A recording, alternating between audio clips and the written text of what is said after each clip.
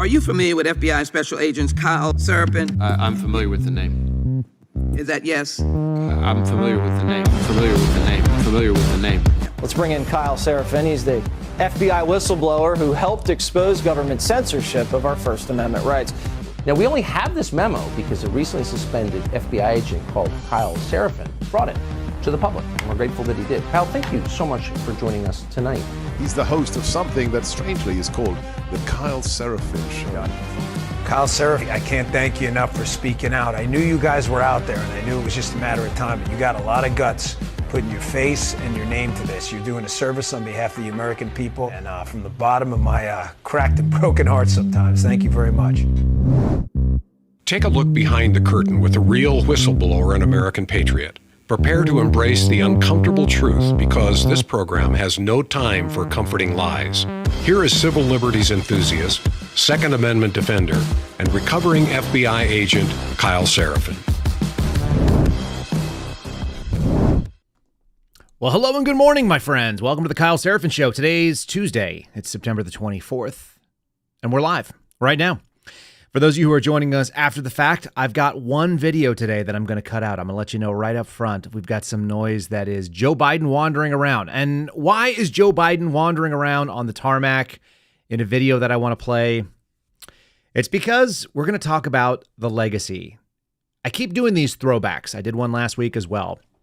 Number one, I'm shocked that every time I think about it, and I have to remember that Joe Biden is the one who's apparently the president, he's just kind of disappeared in the news cycle. And he's back. He's back in at this moment. He is going to burnish, another word for polish, his legacy. But you know what they say about polishing a turd, right? It just destroys the hanky that you're using. Joe Biden is going to speak to the UN, and it made me do a little bit of a retrospective. I don't know that anybody out there has not figured out what they're about. In fact, I've talked to some folks who are social media analysts and people that do policy analysis, and they basically said that whatever people have decided, they've already decided. If you're a Kamala person, it's happening because you were a Biden person. She might have picked up a couple, but there's not a lot of votes that are out there that are in play. There's not a lot of people out there that are undecided at this point. Most people have an opinion about Donald Trump, and they've had an opinion for quite a long time. And the people that were up for grabs, they've been grabbed. So now it's just a matter of getting people out the door and into the voting booths. Assuming that we have anything that resembles a normal election, that's going to be critical. Turnout. I'm not hearing that Donald Trump has a good ground game right now. It doesn't sound like there's people knocking on doors. So if that's something that you're interested in doing, you need to find a way to go out there and do that. But let's talk about a couple of really easy reasons to motivate people. They may not be changing their mind, but if people are looking for a reason to go out and vote, I've got a few, and I'm going to share them with you today. Today's program, in part, is brought to you by you, our viewers, who go to kyleseraphin.com and sign up for our locals channel. I'm really appreciative for all of you that are over there. Got some neat stuff that's coming in. The equipment is mostly here. I just talked to George Hill. He's like, we need to go on a hunt and we need to bring all your gear with me. And it's like, I actually have the gear now. It'll fit in a Pelican case. We can go do that. If you guys want to join us, go do it at kyleseraphin.com. Sign up for the locals channel. You can do it as part of the free community. You can do it as part of the paid community. Take your pick. And I also want to say thanks to my buddies over at Patriot Coolers who continue to be a great sponsor of ours. PatriotCoolers.com is the website. Go check it out. It's a fantastic looking website. They've got great looking products, and I have a bunch of them. Every time I look around, I have more of them. I've got their hard coolers. I got their soft coolers. I've got their tumblers. I got their coffee mugs. I have some of their hats sitting in, although I don't wear a ton of hats these days. Mostly I wear suspendables hats. But check out PatriotCoolers.com. Use the promo code KYLE. KYLE saves you 10%. $50 or more, you're going to get free shipping. The spill-proof lids are legit. The design is really good. And I just had notice yesterday that my Major, which is their 40-ounce monster cup, it's got this big circular handle. That thing's coming in, and I will have one of those to show you guys fairly soon. Should be customized as well. Laser etching. Pretty good stuff. Anyway, PatriotCoolers.com, promo code KYLE, and let's get right into today's program. So there it is. This is what led me to this little trip down memory road. It's a CNN article. Biden looks to burnish foreign policy legacy at the UN as leaders grapple with a world on fire. Yeah, why is that world on fire? It turns out that if the leadership in the United States is weak, the world suffers and has. And that's been pretty clear. One of the most amazing things about running a VP candidate after they had to drop Joe Biden because he was terrible in debate, one of the things that's really wild, I guess, is that she's running against her own administration while running on behalf of her administration. That seems really hard to do. It seems like a difficult way to go about things. You have to tell people that you're going to do a better job. This is that whole concept. I understand that it comes from Karl Marx, or that it's a paraphrase of Karl Marx, but the idea that you're going to imagine what can be, that you could be great, even though you should be burdened by what you've done as a VP, as your administration, and that they haven't done a terrific job. CNN talking about burnishing a foreign policy legacy, and then every single front page, they're all about war. There's wars that are happening. We've had conflicts with Yemen. There have been pirates, not of the fun kinds of the Caribbean, but pirates out there running around in the Indian Ocean and off the coast of Africa. You've got people that are trying to take over ships. You have the Iranians picking up a nuclear program from a lot of money, which we're going to cover, but a lot of money given or unlocked by the Biden administration. You have the emboldening of various terrorist groups, Hamas deciding to go in October last year. We're coming up on the 1 year anniversary of that conflict. I had to look at the date. Yeah, we got the Palestinian terrorist group marching into Israel. Then you have Hezbollah in Lebanon. It's a mess. Oh, not to forget, Zelensky is in the United States campaigning on behalf of the Biden administration somehow. And they're all pushing this legacy at the UN General Assembly. So I want to read a couple little pieces here. It says, after more than 5 decades at the forefront of United States foreign policy, Joe Biden may have hoped to use his speech to over 100 world leaders, who I assume will be snoozing because it's so boring, at the UN General Assembly in New York, to burnish both his legacy and the country's leadership on the world stage. But even CNN has to call this stuff out. Here's their headline again. But in an escalation of what was already a major crisis in the Middle East, it means the world will be listening for short-term solutions on top of the capstone remarks on how his presidency will be regarded by history. Senior administration officials acknowledge that Biden must confront the reality that Israel carries out extensive military strikes in Lebanon. So far have killed hundreds, including children. Oh, they got that lefty lean in there, don't they? They also targeted a lot of members of Hezbollah, which is pretty brilliant.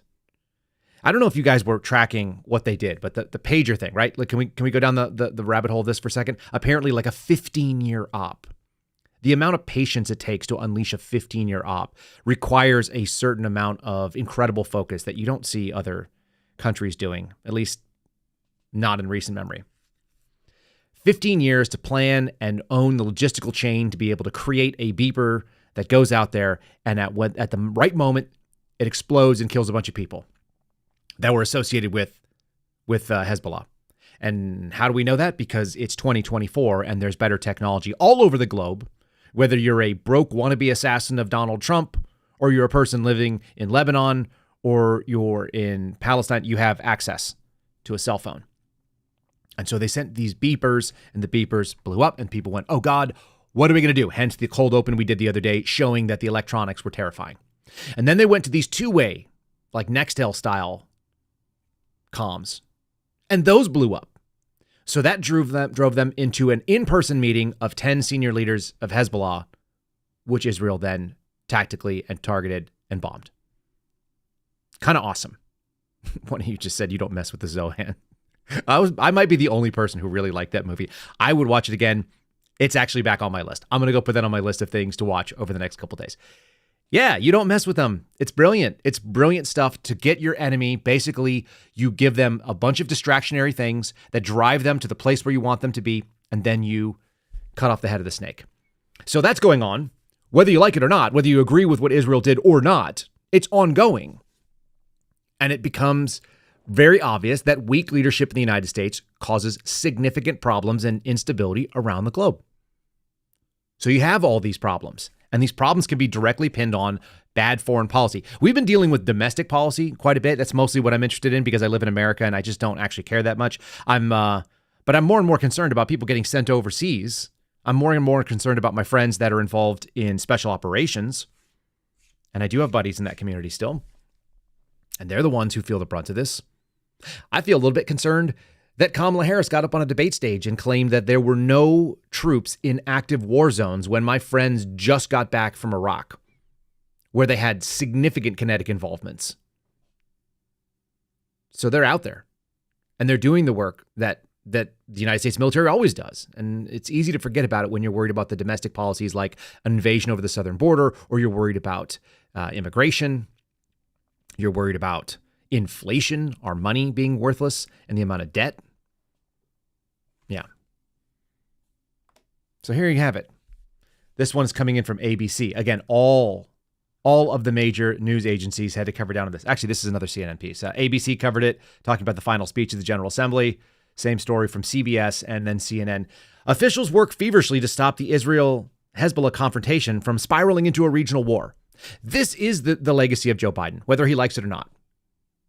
He doesn't get a real choice on how to define it when there is active burning and smoke and rubble, when there are people that are bleeding and dying around the country, around the world, rather, because the man didn't have a strong hand.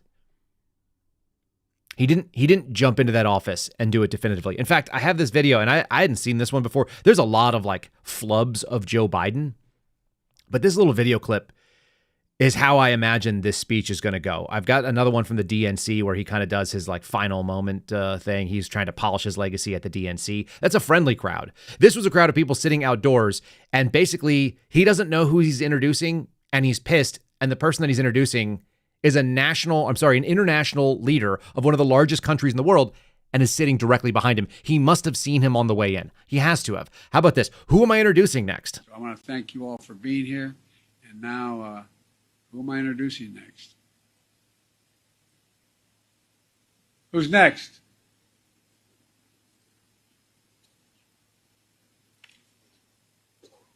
Distinguished guests, the Prime Minister of the Republic of India. How bad was the pucker factor of that girl that wasn't planning on getting on the microphone? Because he's like, who's next? And he's looking around, and yeah, the Prime Minister of India was sitting right behind you, dude. That was who was next.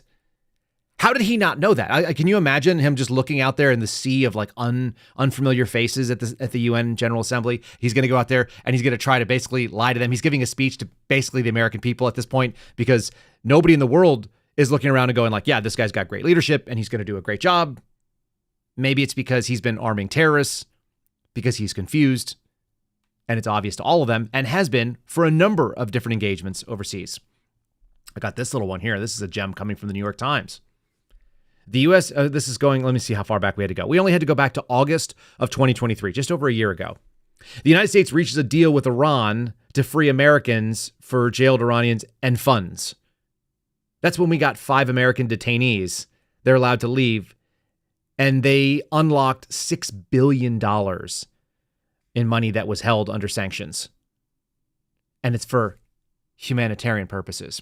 The funny thing about money, we always talk about it being fungible. If you're not familiar with the concept, it basically means that $1 is as good as any other dollar. You know, your money is as good in one thing as it is in another thing. And if I give you a certain amount of money, if I give you $100 and you use that $100 to go buy the thing that I tell you that it was for, let's say I gave you $100 that you could go to the store and buy groceries, and you turn around and use it for groceries, but it frees up another $100 that you would have had to use for groceries to go buy meth.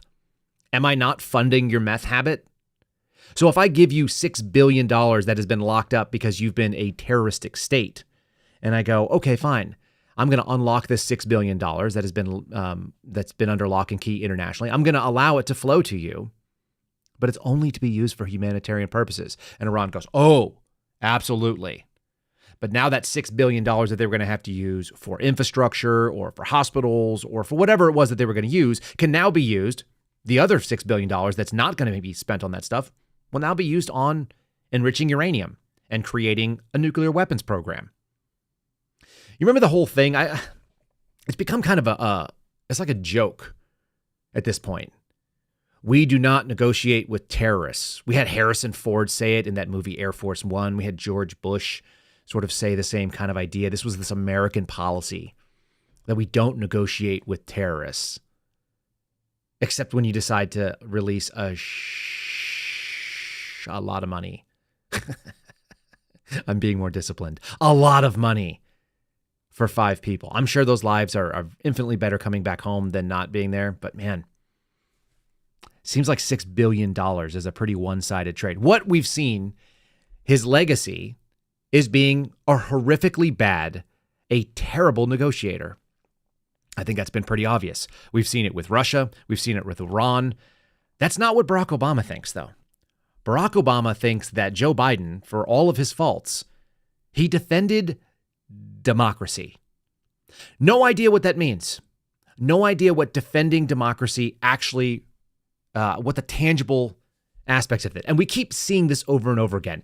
Buzzwords, sound bites, sort of feel-good phrases and marketing ploys.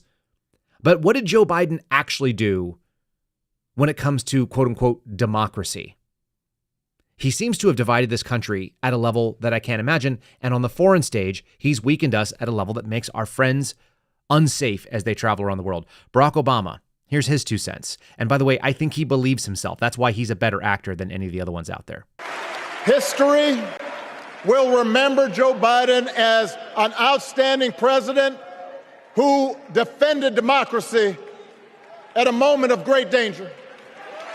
And I am proud to call him my president, but I am even prouder to call him my friend.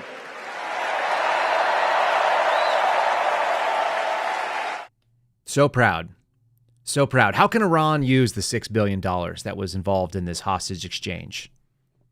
They can only use them to be paid. They can only use it to pay for vetted third-party vendors in food and medicine and products that are agricultural in nature that go to Iran over a period of years. And if there's any diversion in these funds, then we'll know it, says the White House coordinator for the Middle East and North Africa. That's the only way that they're going to be able to use that money. And yet, as Joe is defending democracy, he's also funding this America-hating terrorist state that continues to go out there and do the thing that they do, which is take that money and say, yes, we'll happily use it for food and products and medicine. And by the way, when you think about what it takes to put a military force in the field or to operate any kind of kinetic terrorist or armed uprising anywhere, what does it take? Logistics. It takes money. It takes food. It takes comms. It takes potentially emergency medicine to keep these people going. We're going to talk at the end of the program about the would-be Trump assassin who had a plan. All those things take money. So freeing up money, that is Joe Biden's legacy. And then also giving our money away. Not just money that we allowed other places to have, legitimately giving our money away. There was a video that went viral, and I'm not going to play it because it's not really particularly interesting when it comes to the, it's visual, but it's not, there's no audio to it that matters. We had people in Pennsylvania, one of the critical swing states, that were hanging out with this guy, Vladimir Zelensky, the president of Ukraine, the guy that was playing dick chops, where he was hammering his member on a piano not very long ago. Now he's like a war president. He's an actor, and he always appears in a military uniform. There's no particular reason why. He's an actor in the same way a lot of other people. They just get excited about the role, and then they just play it. Has he been a hero? Not to my knowledge. Has he ever understood anything about tactics or engagements? I don't know. He seems to be a pretty good puppet, and he seems to be pretty good at receiving a lot, like billions and billions of US dollars, as well as munitions and other things. The problem is that even folks that I talk to, and this is not all that recent anymore, the people that I talked to that went to Ukraine, they didn't see these munitions showing up on the front lines. They didn't see the effect of US dollars flooding into that country. And then you see that they're still having nightclubs, that people are still living regular parts. It's not like it's an entirely wartime footing like we imagine, that everybody is hunkering down in bunkers. You keep seeing these videos of younger people, and I'm glad that they're doing it because I don't want to go over there. I've got kids and I've got a family. And I have no interest in going to Ukraine. But they go over to Ukraine and they check it out and they go, oh, yeah, look, there's nightclubs, there's grocery stores, there are people that are walking around in the streets. It's not all air raids and bombs. there's regular life going on. People are just chilling. And we're funding it and paying their pensions. So that is also part of Joe Biden's legacy. Again, this one's coming from ABC News. Zelensky says he has a plan, a victory plan, and he's going to present it to Biden.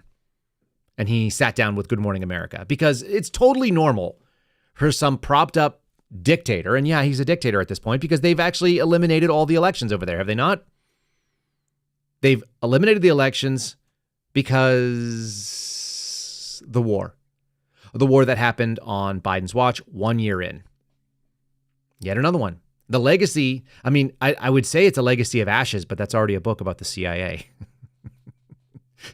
So we have this sort of Eastern European gangster type who's also likes to run around in skin-colored onesies. And he's going to give Good Morning America because Americans are so interested in Ukrainian politics that they're going to feature him on a morning show. It's not like they're going to sit down with Donald Trump, are they? And actually talk about things in the United States. It's a shiny object, and it continues to distract. It's ongoing. Maybe it has to distract because it's the same reason why we have a Kamala Harris running. Look at this nonsense. This is the actual, I think, legacy of those of us who will remember Joe Biden. We'll remember him wandering, confused, looking around, and thinking, which one of these is my car? How do I go home? I'm going to cut this out of the audio show only because it's about a minute of him wandering around. But I'm just saying, this is the actual Joe Biden legacy most of us remember, in addition to all the bad stuff. This is him at his best when he's not causing any problems. He's just confused.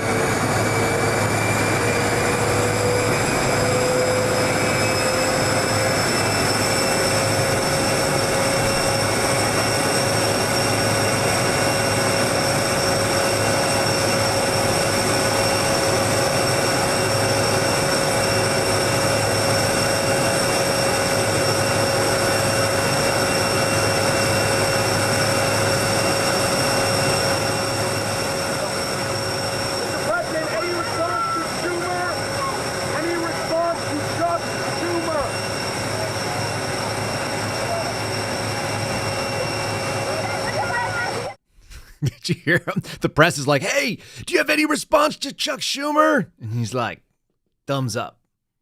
Corn Julio. Let me just throw this hoodie over my head and slowly walk my way in there. Does he even know where he landed? Or that he landed? Does he know what happened? It's hard to imagine that that's the person that's running the United States. But listen, that video footage is available all over the world. That's the brilliance of the internet. And if that's the case, you think world leaders didn't go we can do anything we want. We can, and we will.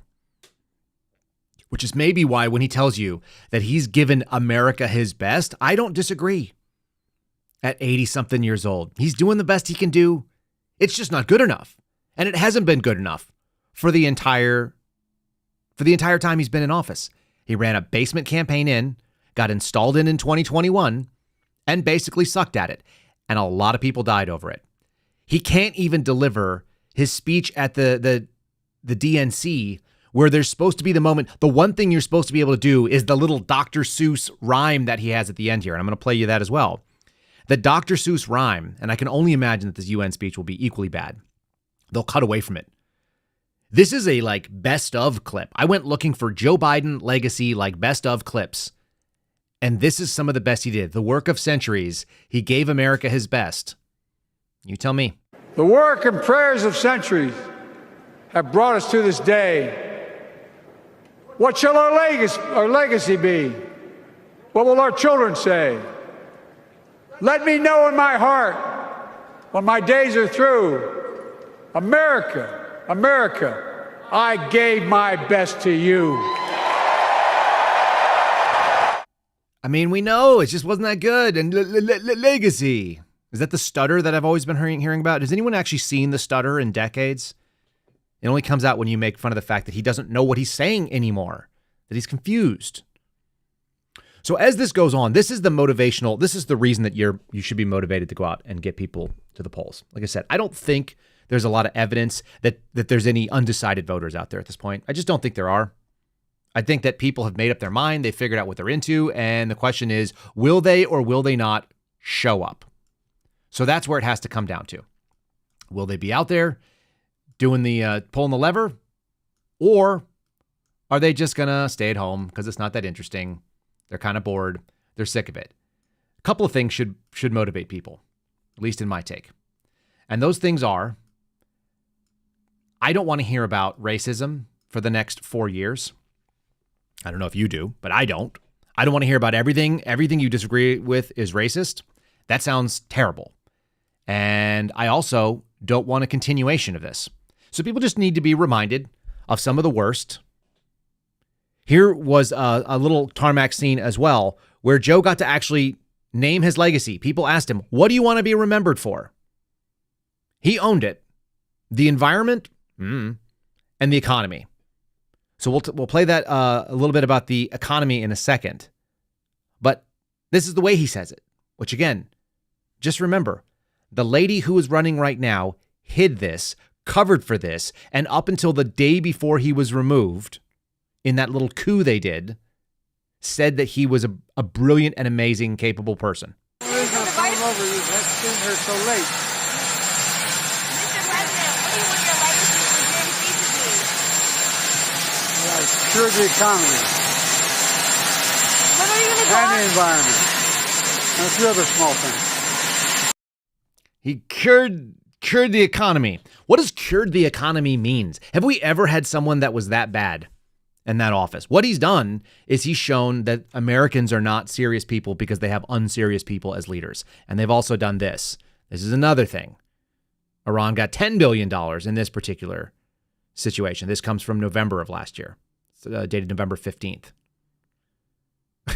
They extended the sanctions waiver and they allowed now $10 billion from electricity revenue that was held in escrow in Iraq. This is like a Gulf War holdover.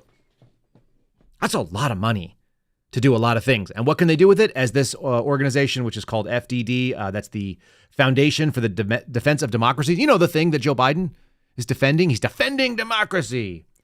Except that he's not. Except that he's releasing funds. His foreign policy goes right here. Funding terrorist groups. I'll just read it to you. Iran has armed and funded terrorist group for years. Iran provides Hamas, coming up on the 1 year of October 7th. So there you go. $100 million annually and about $700 million per year to Hezbollah. So that's almost $1 billion. So we just funded those organizations at Iran's current rates for the next decade and a half. And it's there. In addition to numerous other terrorist groups in Iraq, do we have people fighting there? Yes. Syria, do we have people that are engaged in conflict in Syria? Yes. Lebanon, how about that? Probably at this point. Yemen, definitely.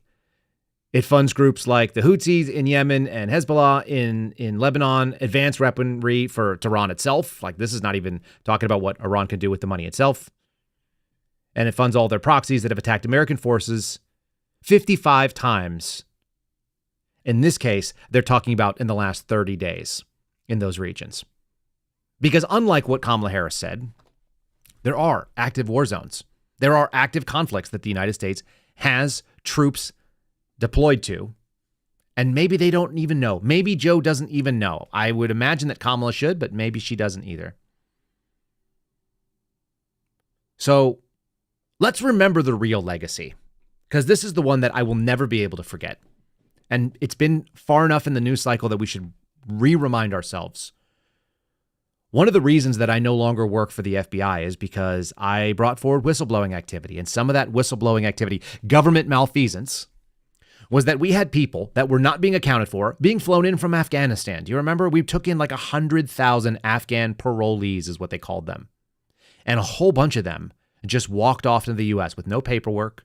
They didn't get accepted by the State Department. I saw that there was an entire enclave that was being ignored by the U.S. military of guys that, as far as I could tell, and based on what people on the camp were telling me, were working with the CIA, or they were actually CIA case officers. They were running sources within the camp, which they were not supposed to be doing. And I brought this to members of Congress' attention.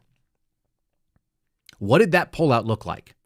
I will never forget this. Probably the same way people remember the fall of Saigon and seeing American helicopters lifting off the embassy before it fell, literally as it was falling. I will never be able to forget people falling off U.S. Air Force transport jets that are trying to fly out at the last moment and people holding on to the wheels like this.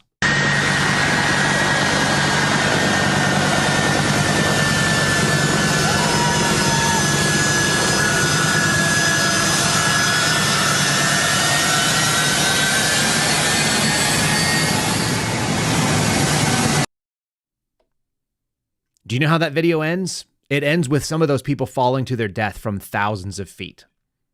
And do I care about those people that much? Not really, honestly. Those people made terrible decisions. They didn't understand how a plane worked, I guess. That's okay.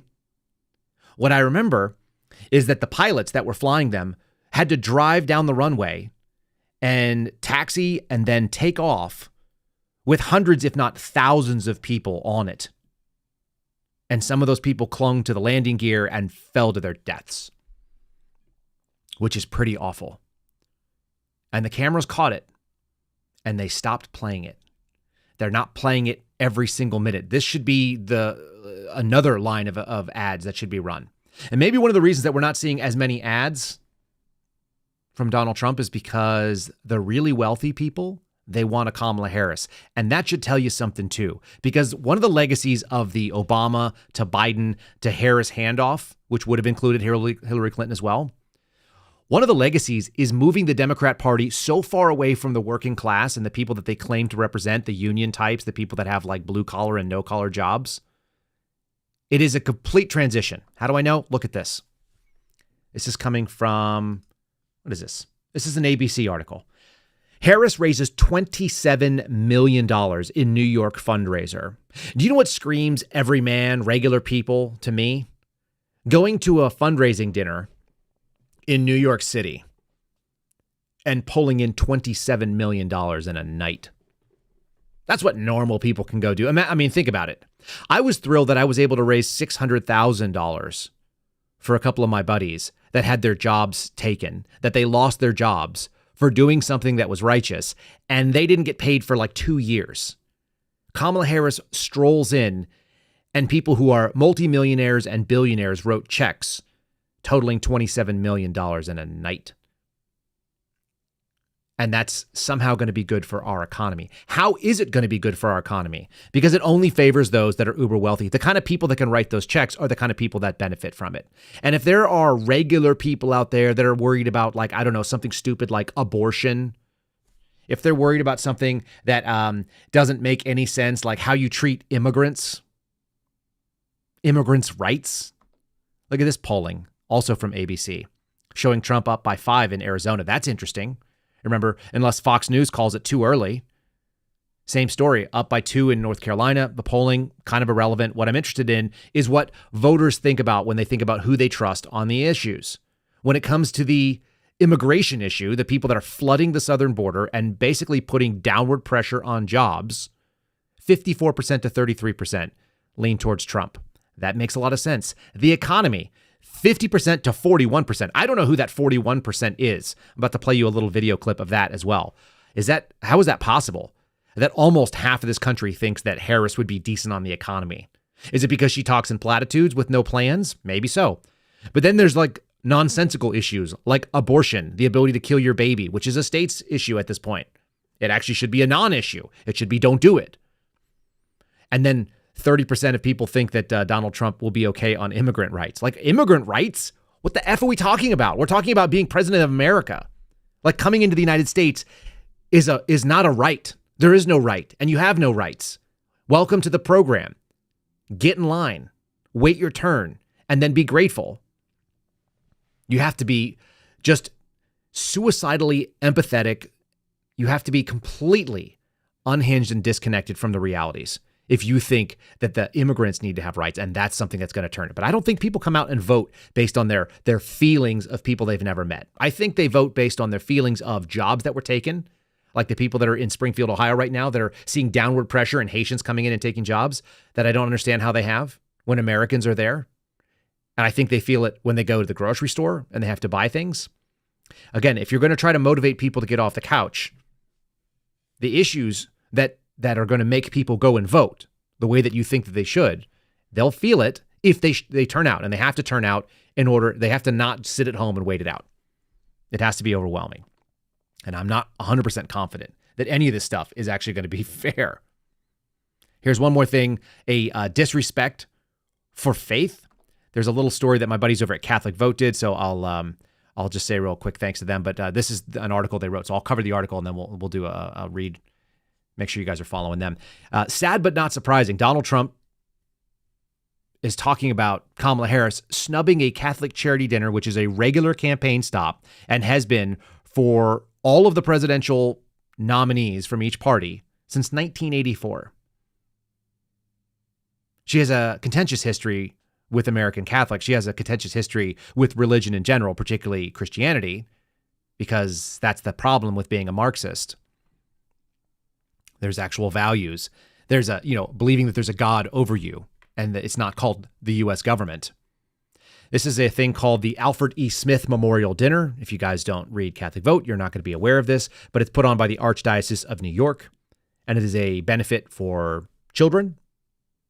This seems like a pretty easy thing to do. It's an annual dinner, but it receives particular attention during presidential election seasons when both major party candidates attend and take turns making comedic speeches. It's a moment of levity to step out and have that's Donald Trump's jam. I don't know that Kamala Harris needs to be making those statements because she's terrible at them, but she is breaking with tradition. It's a tradition that is almost as old as I am. So that's yet another thing that we can talk about is that disconnect from the historical norms in America. And there's a lot of them. But this is a good example of one. If you guys are not following my friends at Catholic Vote, you're not getting this information. CatholicVote.org is the website. Just go check it out. It's worth your time. You don't have to be a Roman Catholic. If you're a Christian, if you're a conservative more broadly, the emails that they send out are excellent. And the emails they send out are every morning. It's just a quick news brief. They're not selling you anything. You simply read through. You can click into the stories that you want to read more on. Otherwise, you can catch the headlines and get kind of a good semblance of what's happening in the world. And this is one of the things.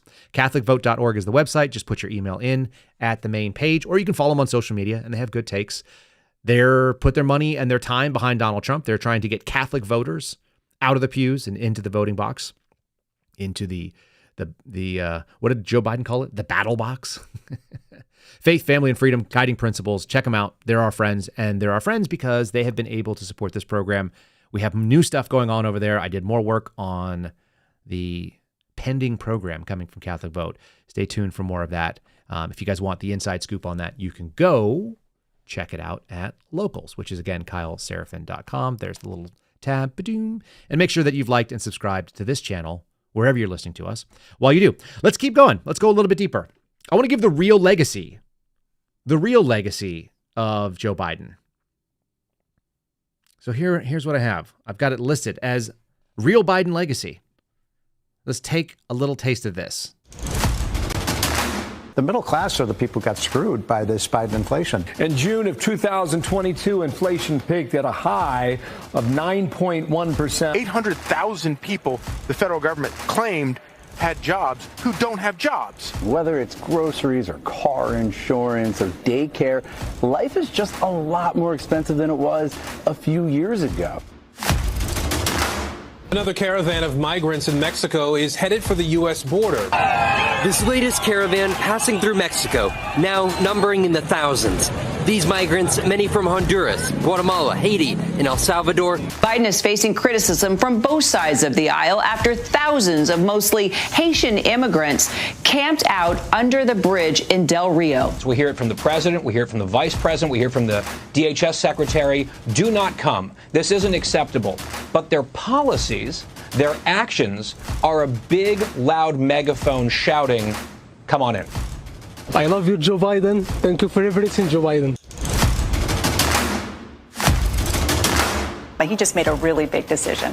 Afghanistan. Yes. Were you the last person in the room? Yes.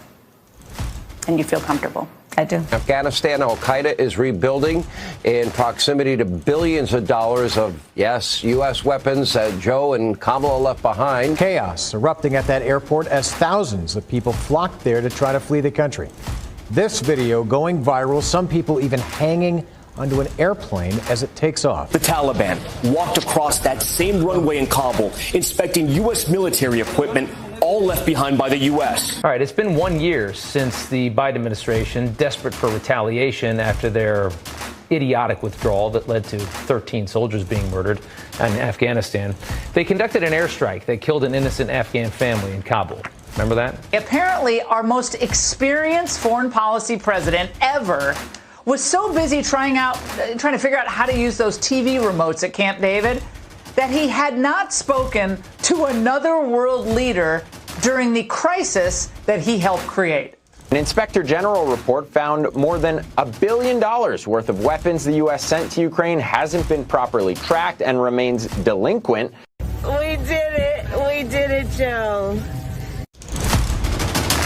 The middle class are the people who got screwed by this. So there you go. It's the middle class. It's the working class. It's the you and the me's. That's it. That should be the legacy that he's burnishing as the world is on fire. He's now focusing on the UN piece so he can try to tell world leaders that he did a good job. But if you guys want, I'll post that video. I found that. I don't know where I found it online, but it was a good one.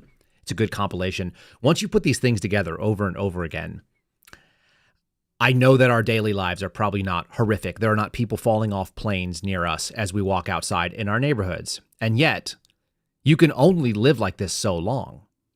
I do think that the country will continue on. Either way, I think that we will continue to fight because that's our fighting spirit, no matter what happens. But I think this guy's been freaking terrible, as bad as anybody has been. And this is that continuation. Again, 12 of the last 16 years, Democrat control.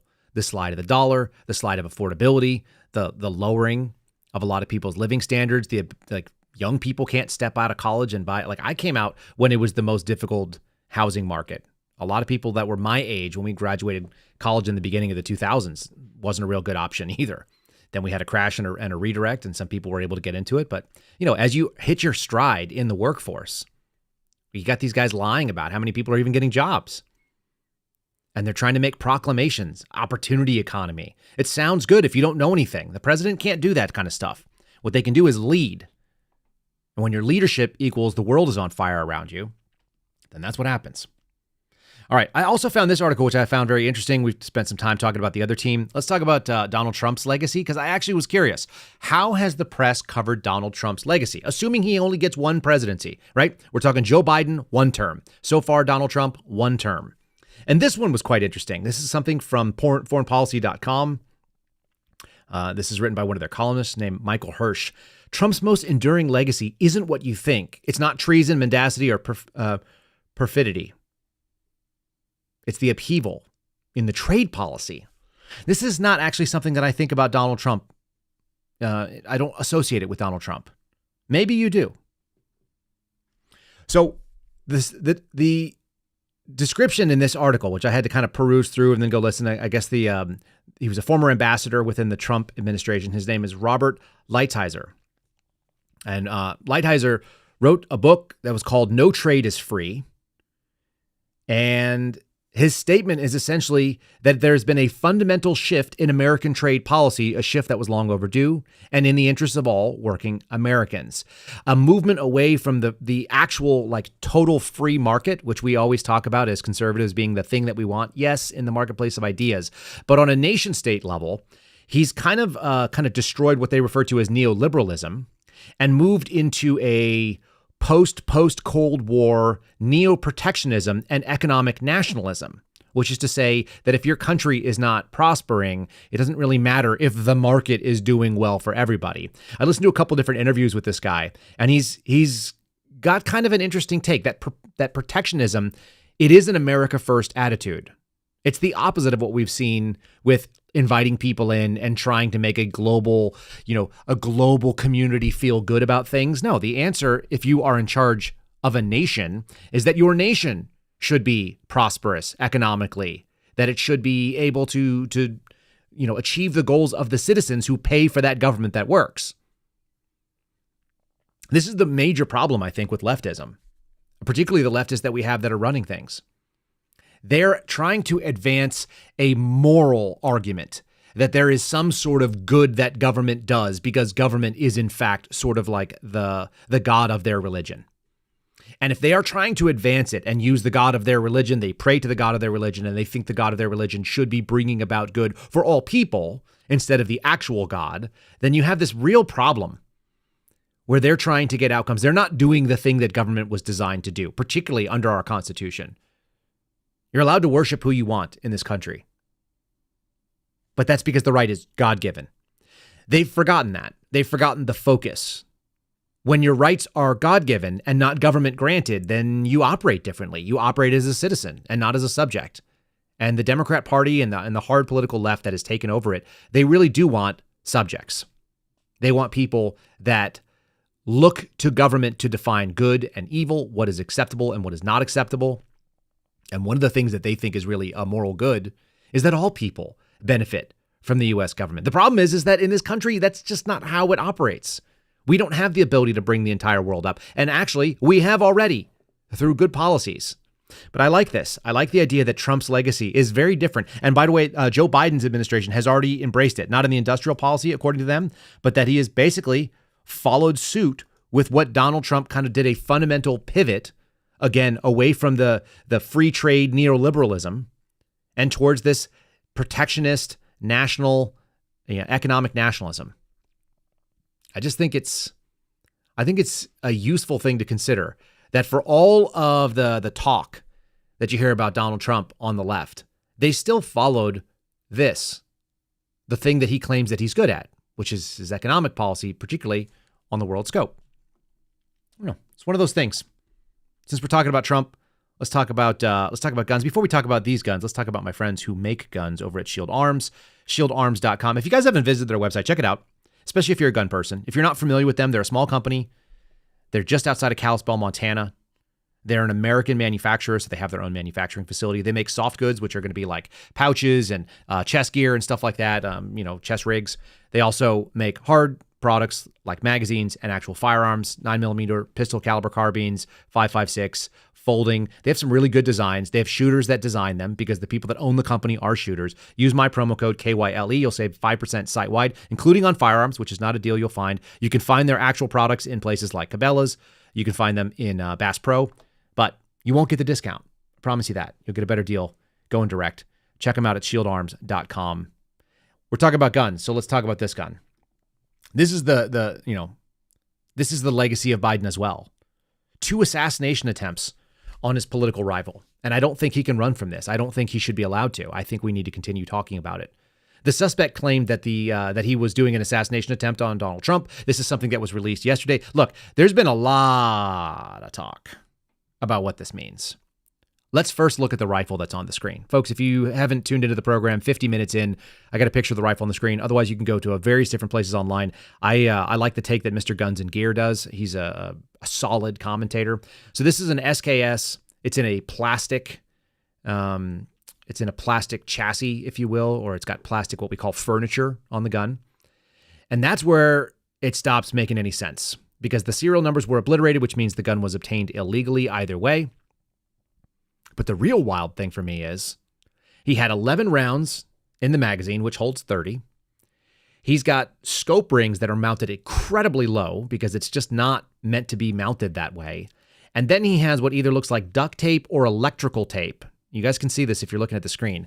It looks like electrical tape kind of bracing the firearm. This is janky as all get out. This is a crap weapon system. It is not an assassin's tool. There was a bayonet that's supposed to go in there, and that looks like it's been removed. This is just a piece of garbage.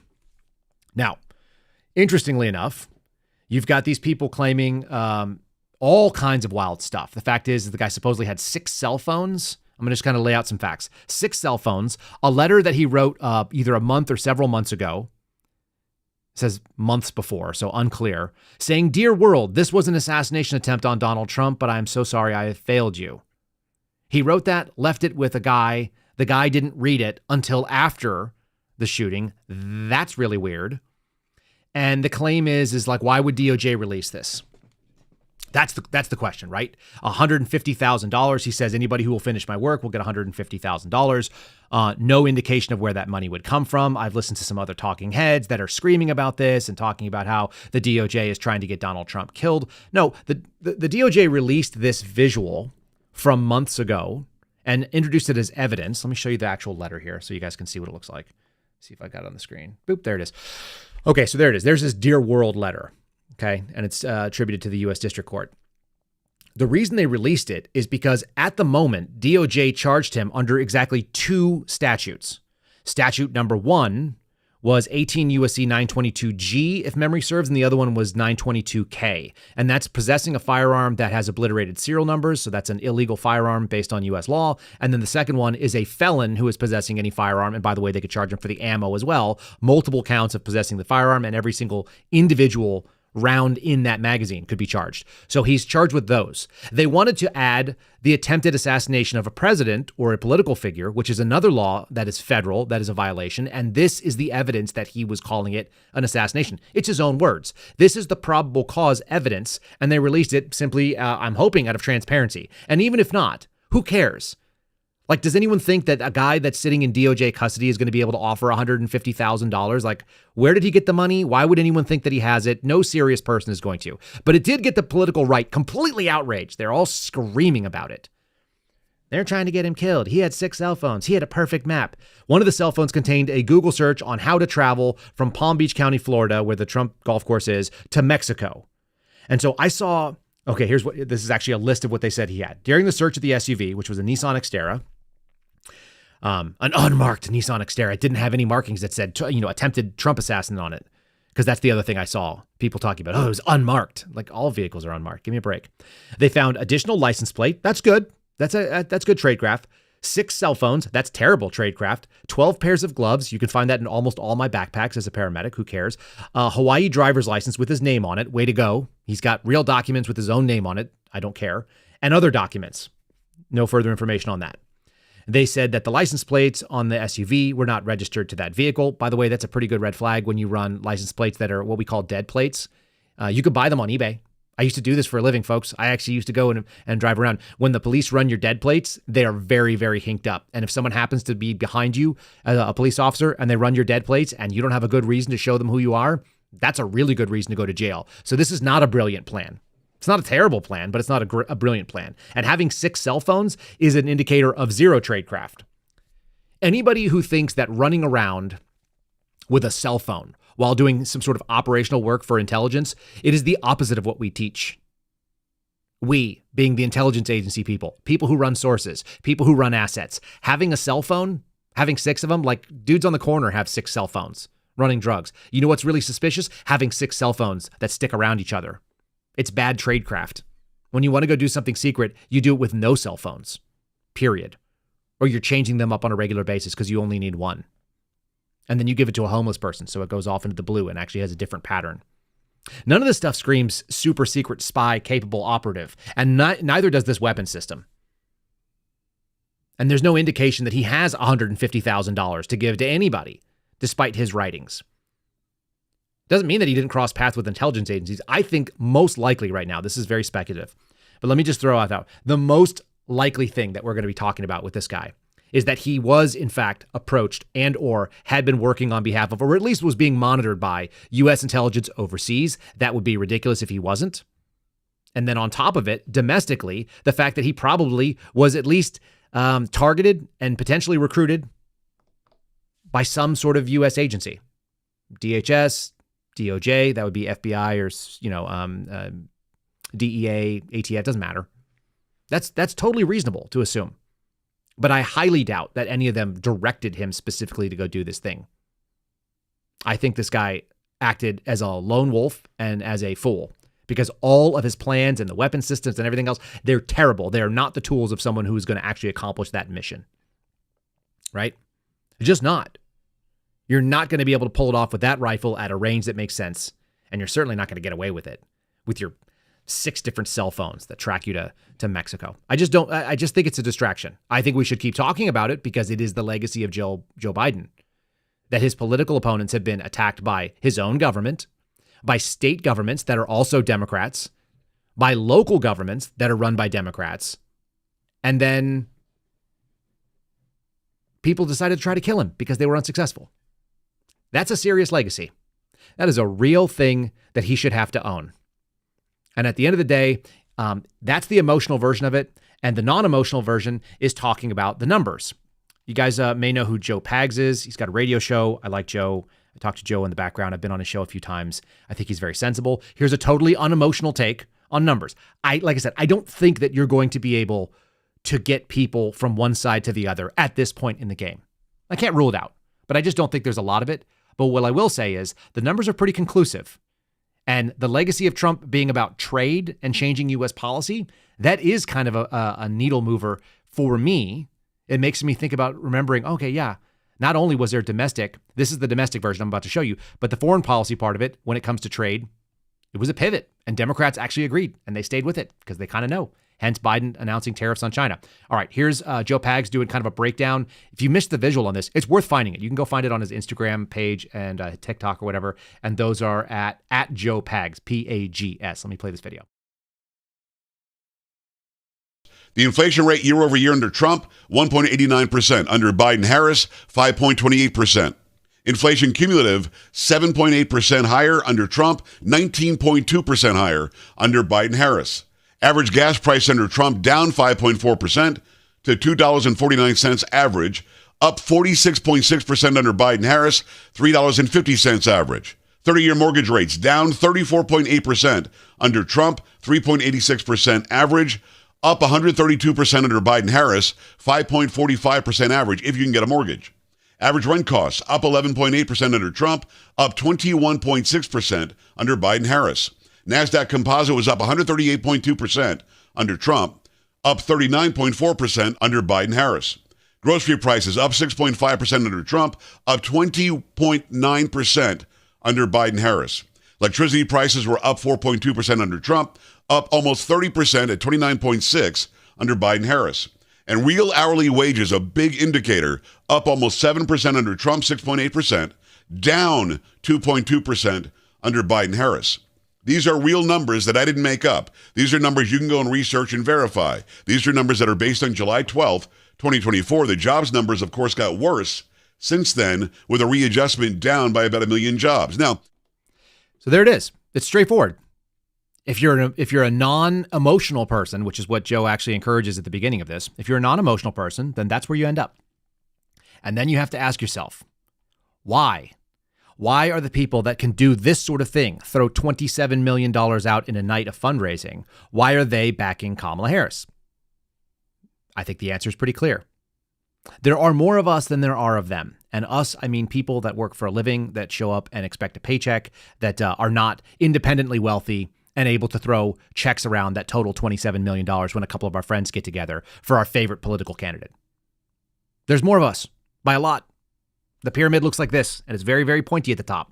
But the people at the pointy top seem very cool with trying to get the bottom and hope that they're dumb enough to vote for the person that they prefer.